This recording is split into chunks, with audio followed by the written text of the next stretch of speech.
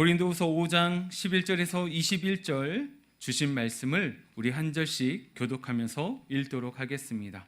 하나님의 말씀입니다. 우리는 주의 두려우심을 알므로 사람들을 권면하거니와 우리가 하나님 앞에 알리어졌으니 또 너희의 양심에도 알리어지기를 바라노라.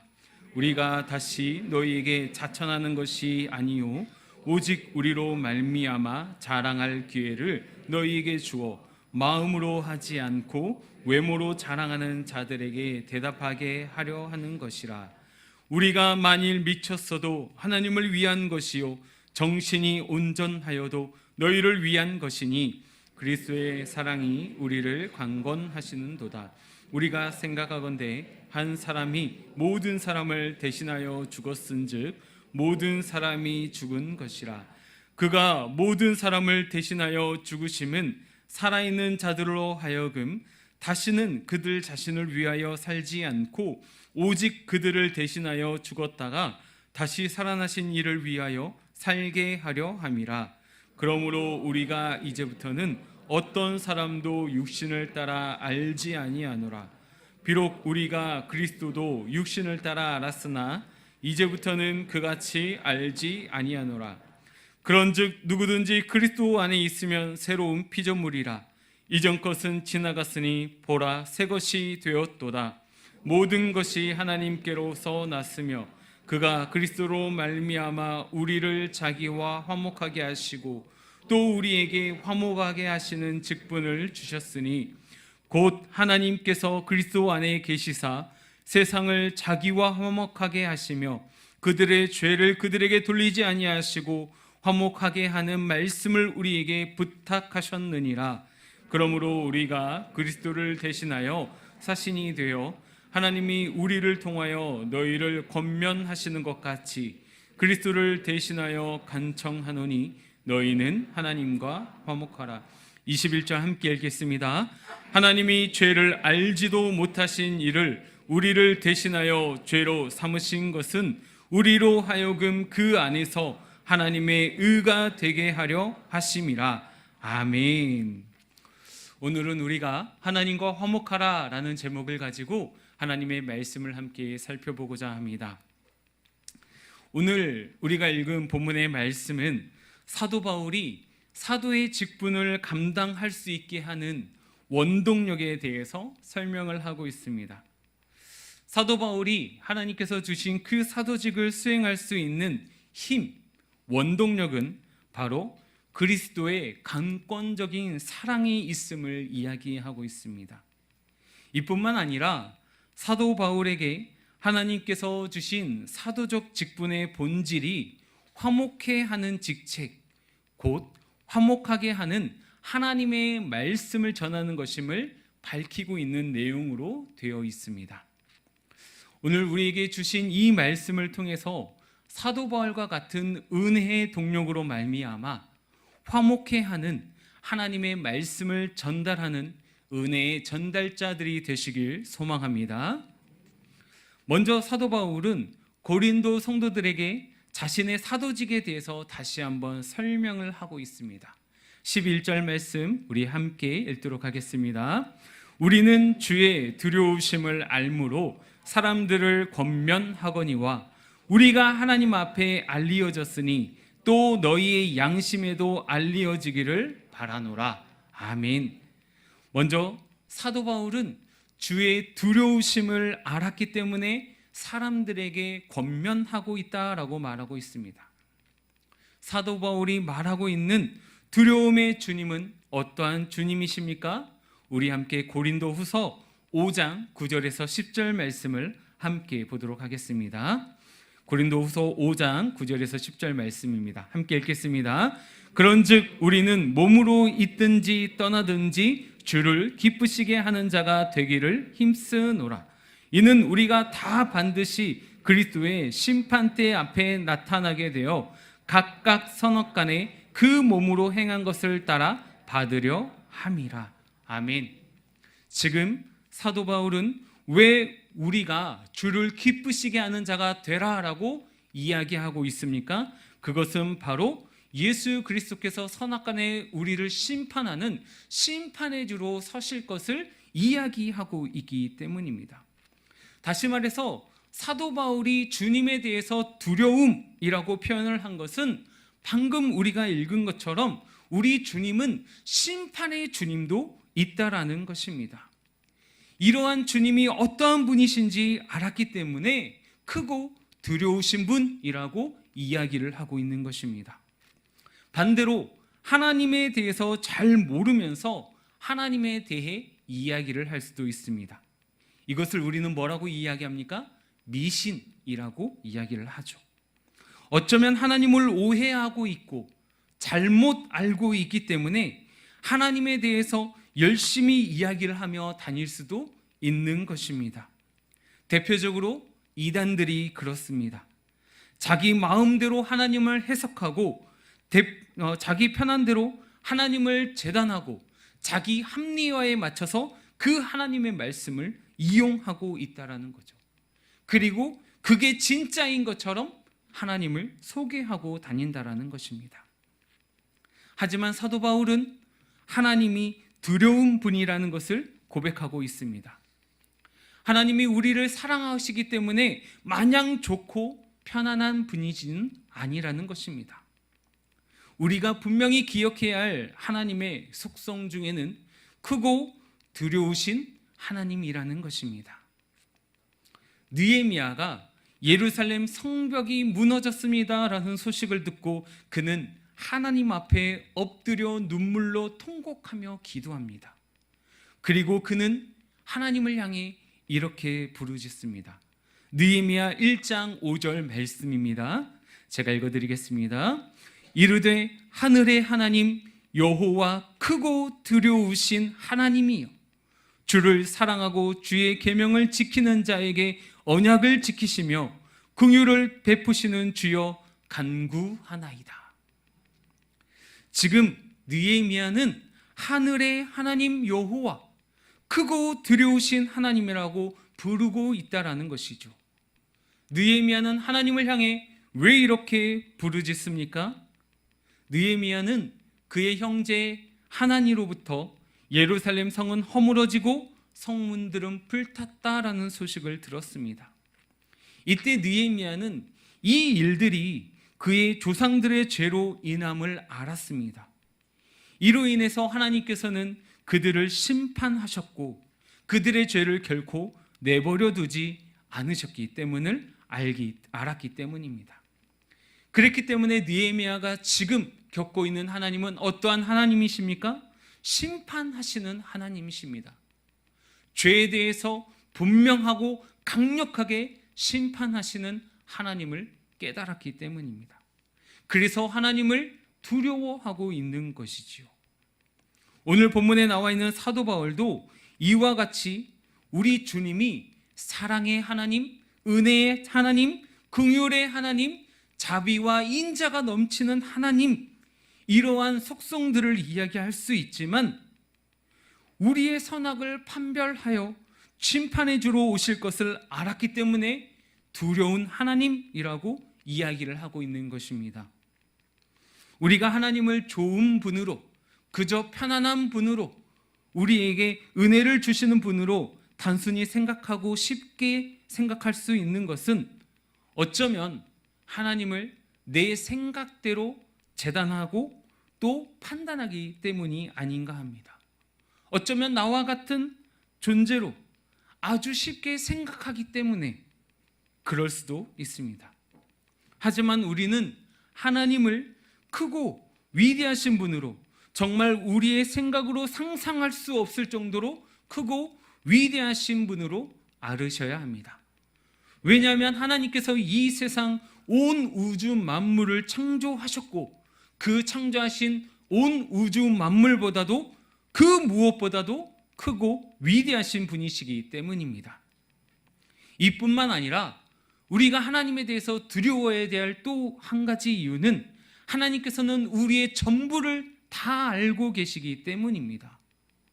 우리에 대해서 속속들이 하나하나 전부 알고 계십니다.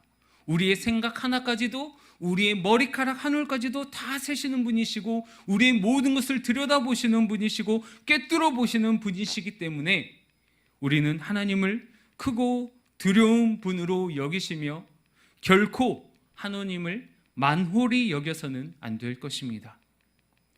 이후에 사도 바울은 자신의 사도로서의 사역과 인격의 진실성이 이미 하나님에 의해서 증명되었다라고 이야기를 하고 있습니다. 이는 곧 하나님께서 친히 바울의 진실성을 알고 있다라는 것이죠. 이어서 사도 바울은 너희의 양심에도 이 일들이 알리워졌기를 바란다라고 이야기를 하고 있습니다. 이것은 고린도 교회 성도들도 그들의 양심에 비추어 보면 바울의 진실성을 알게 될 것이라는 이야기입니다. 결국 바울은 지금 자신의 진실성을 하나님께와 고린도 교인들에게 양심에 호소하고 있습니다. 그렇다면 바울은 왜 계속해서 자신의 인격과 사도로서의 진정성을 이야기하고 있습니까? 그것은 당시 고린도 교회 내에 침투한 이단들 때문이었습니다. 이 이단들 때문에 항상 사도 바울은 중상모략의 대상이었고 또 그들에게 있어서 비판의 대상이었습니다. 바울은 고린도 교회 성도들이 거짓 사도들에게 바울의 사도성과 진실됨을 자랑할 수 있도록 지금 설명을 하고 있는 것이죠. 그러면서 바울은 자신이 존재하는 이유와 목적이 오직 하나님과 고린도 교회 성도들에게 있다라고 말하고 있는 것입니다. 13절 말씀을 우리 함께 읽도록 하겠습니다. 우리가 만일 미쳤어도 하나님을 위한 것이요 정신이 온전하여도 너희를 위한 것이니. 아멘. 지금 사도 바울이 우리가 만일 미쳤어도 이런 말을 하는 이유가 무엇입니까? 당시 거짓 사도들이 바울을 미친 사람이라고 비난했기 때문입니다. 그들은 바울이 다메섹 도상에서 부활의 주님을 만나 뵈었다는 사실도 비웃었고, 심지어 바울이 독신으로 지내며 교회 사역을 하는 것도, 또 일상적이고 보통적인 선교비를 받지 않으면서 사역하는 것도, 이런 여러 가지 온갖 비난을 받으며 복음을 위해 수고하는 것도 다 그가 미쳤기 때문이라고 바울을 비난하고 있는 것입니다.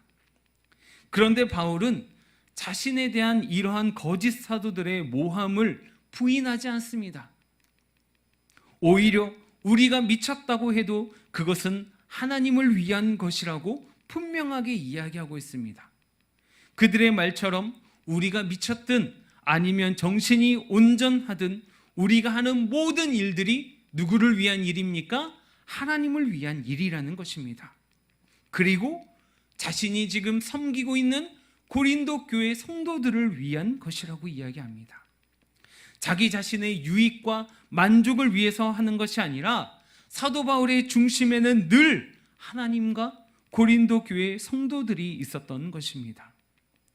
저와 우리 영가족들의 마음 가운데 이러한 마음이 있기를 소원합니다. 하나님의 나라와 영광을 위해서, 그리고 우리 여수 세중앙교회를 위해서 열심히 기도하고 봉사하고 예배드리는 모습이 있어야 합니다. 이러한 우리들의 모습을 보고 세상 사람들은 어떻게 표현합니까? 이렇게 표현을 해서 죄송합니다. 교회에 미쳤다. 하나님께 미쳤다. 이런 소리를 들을 수 있도록 우리의 중심에 늘 하나님과 여수 세중앙교회가 있는 우리 믿음의 영가족들 되시길 소망합니다. 그렇다면 바울은 왜 이러한 삶을 살게 되었을까요?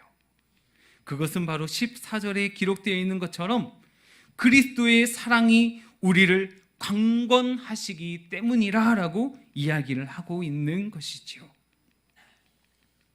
바울은 다메섹 도상에서의 회심 이후 최선을 다해서 사도의 직분을 감당해 왔습니다. 그동안의 그를 이렇게까지 이끌어 올 수 있었던 힘은 그리스도의 사랑이 있었기 때문이라는 것입니다. 바울은 이 사랑에 붙잡혀서 살아가는 사람이었습니다. 또한 이 그리스도의 사랑은 한 사람, 즉 예수 그리스도께서 모든 사람을 대신하여 죽은 사랑으로 나타났습니다. 모든 사람의 죄의 짐을 담당하신 그리스도 한 사람의 죽음으로 인해 모든 사람들은 하나님께 용서받고 하나님과 화목해질 수 있게 된 것입니다. 그렇습니다. 사도 바울은 자신의 유학을 구하지 않고 하나님과 성도들을 위해서 사역할 수 있었던 것은 그리스도의 자신에 대한 사랑과 그 사랑 이면에 있는 예수 그리스도의 대속의 의무를 철저히 깨달았기 때문이었습니다. 그래서 바울은 그리스도께서 이렇게 죽으신 목적이 무엇인지를 15절에서 설명을 하고 있습니다. 우리 15절 말씀 함께 읽도록 하겠습니다.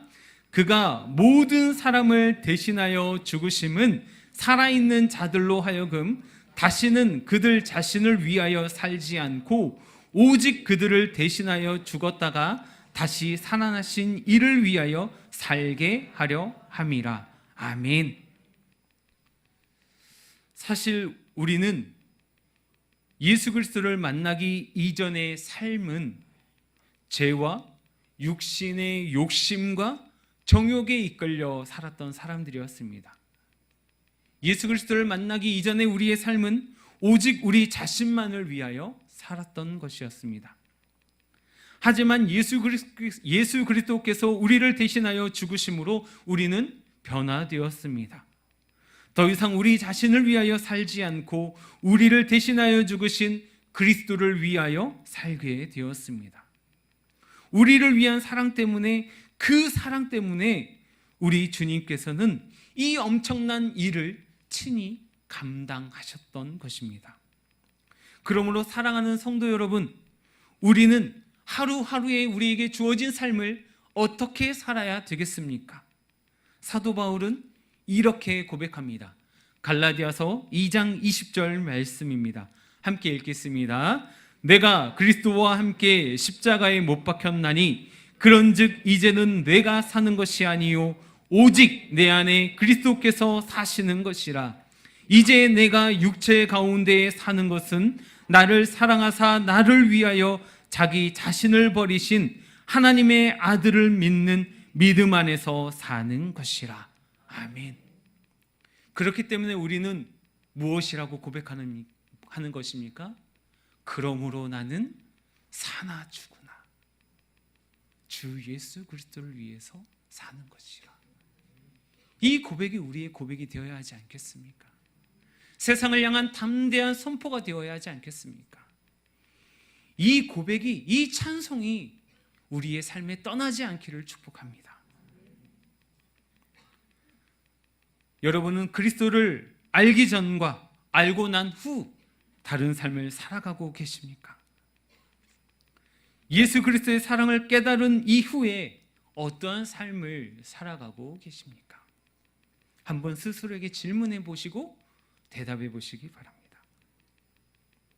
우리는 이제 내가 예수 그리스도 안에, 그리스도가 내 안에 사는 존재가 되었기 때문에 우리의 삶은 예수 그리스도의 삶을 기반으로, 사랑을 삶의 기반으로 삼아 살아가야 하는 존재가 되었습니다.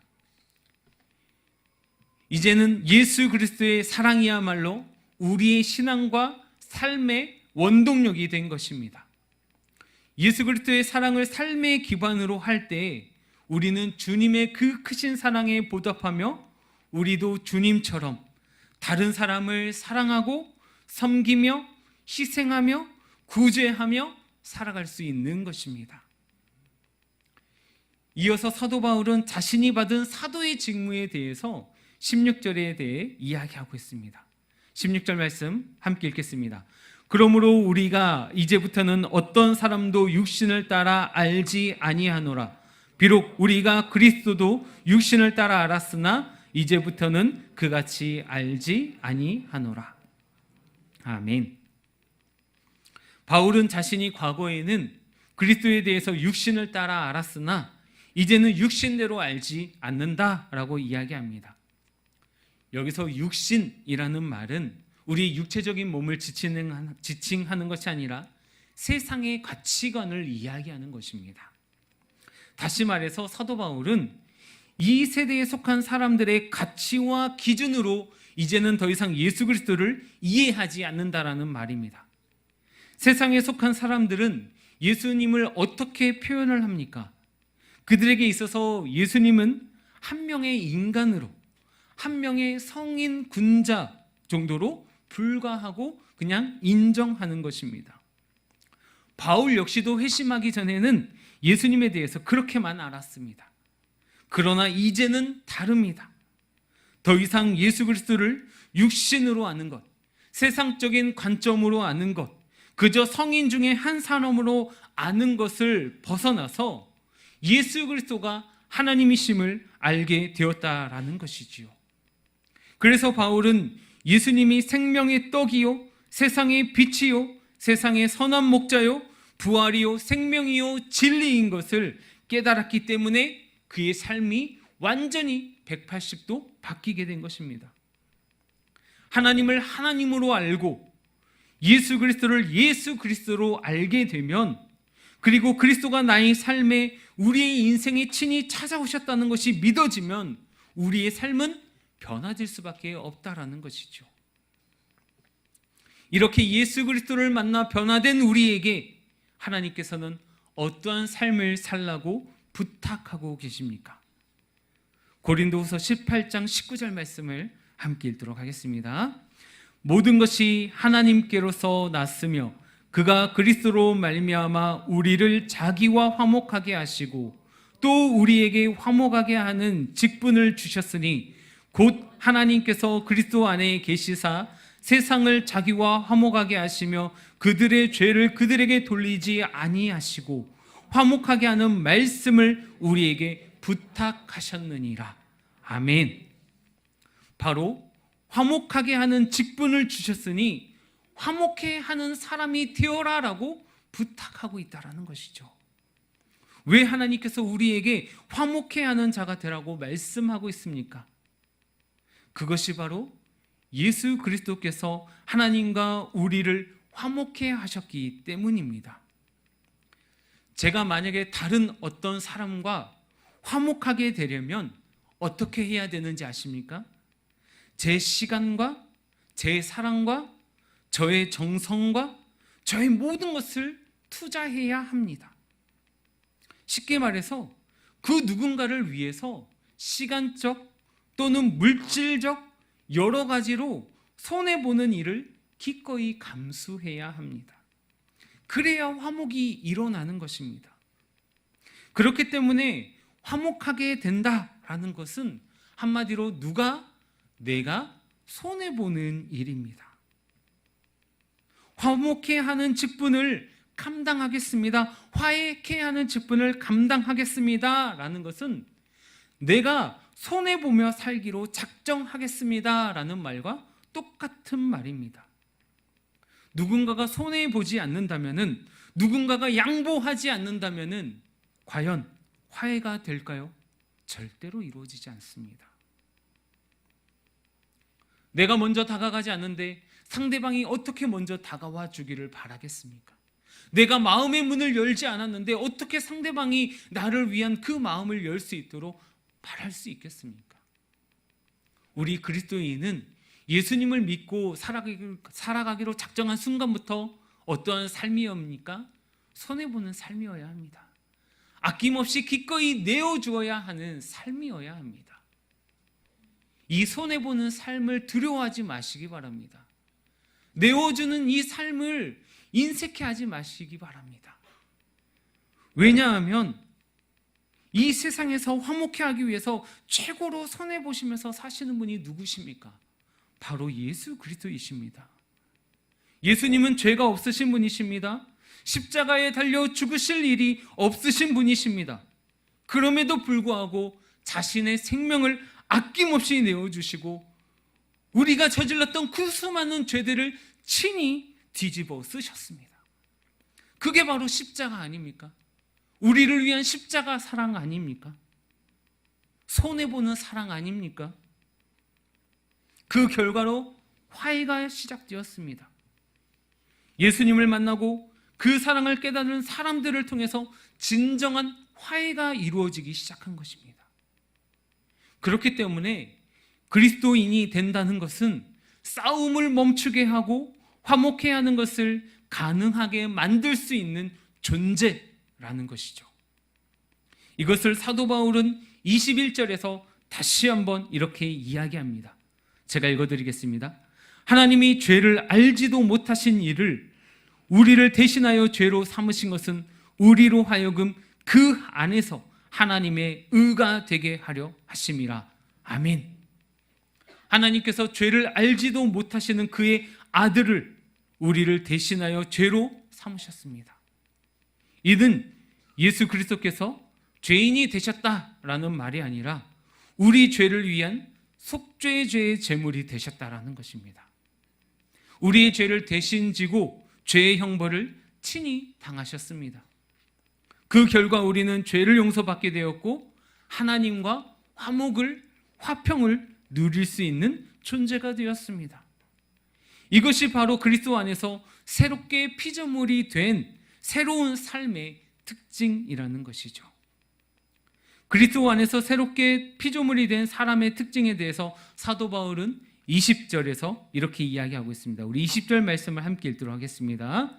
그러므로 우리가 그리스도를 대신하여 사신이 되어 하나님이 우리를 통하여 너희를 권면하시는 것 같이 그리스도를 대신하여 간청하노니 너희는 하나님과 화목하라. 아멘. 새로운 피조물이 된 우리 모두에게는 첫 번째 특징이 나타나는데 그것은 바로 하나님과 화목하게 지내야 된다는 것입니다. 이 화목도 어떻게 보면 우리가 달라고 요청한 것이 아니라 하나님께서 우리를 향해 먼저 손을 내밀어 주시고 하나님께서 우리에게 먼저 큰 은혜를 베풀어 주신 것입니다. 우리를 먼저 사랑해 주셨기 때문입니다. 그러니 이제는 하나님의 그 큰 사랑을 알고 매일매일 그분의 뜻에 따라 화목하게, 화평하게 지내야 하는 것입니다. 그러기 위해서는 그분의 만나는 자리로 나아가야 합니다. 말씀을 읽고 묵상하고 기도하는 하나님과 교제하는 시간을 가지시기 바랍니다. 두 번째 특징은 예수 그리스도를 대신하여 이 화목의 복음을 이웃에게도 전해야 한다는 것이죠. 하나님은 하나님과 사람 사이를 화목해 하며 사람과 사람을 화해해 화평케 하는 이 사명을 우리에게 주셨다라고 이야기를 하고 있습니다. 그렇기 때문에 우리는 예수 그리스도의 사신이 되어서 사람과 사람 사이를 화목하게 하고 사랑이 넘치도록 하고 분열이 있는 곳에 하나됨을, 시기와 다툼이 있는 곳에 평화를, 그리고 슬픔이 있는 곳에 기쁨을 심어줄 수 있는 여러분들이 되시기를 바랍니다. 그래서 날이 갈수록 사랑이 식어가는 이 세상에 우리 여수 세중앙 영가족들을 통해서 그리스도의 따뜻함이 전해지고 날이 갈수록 차갑게 얼어가는 이 시대에 여러분의 사랑과 선행으로 따뜻하게 녹여나가는 우리 영가족들 되시기를 소원합니다. 말씀을 맺겠습니다. 사랑하는 성도 여러분, 우리는 예수 그리스도의 희생을 통한 하나님의 은혜로 하나님과 화목한 관계를 맺은 사람들이라는 것이죠. 우리가 현재 누리는 화목의 은혜 속에는 예수 그리스도를 내어주신 하나님의 눈물과 그 헌신, 그리고 그리스도의 사랑이 깊이 담겨져 있다는 것입니다. 그러므로 우리는 이 은혜를 헛되이 받아서는 안 되며 아주 소중하게 간직해야 할 것입니다. 하나님이 주신 화목의 은혜에 늘 감사하며 삶을 살아가는 삶이 되시길 바랍니다. 그리고 하나님께서 여러분들에게 주신 화해의 직분을 가지고 어느 곳에 있든지 누구를 만나든지 화해케 되는 자가 되시기를 주님의 이름으로 축복합니다. 기도하겠습니다. 살아계시며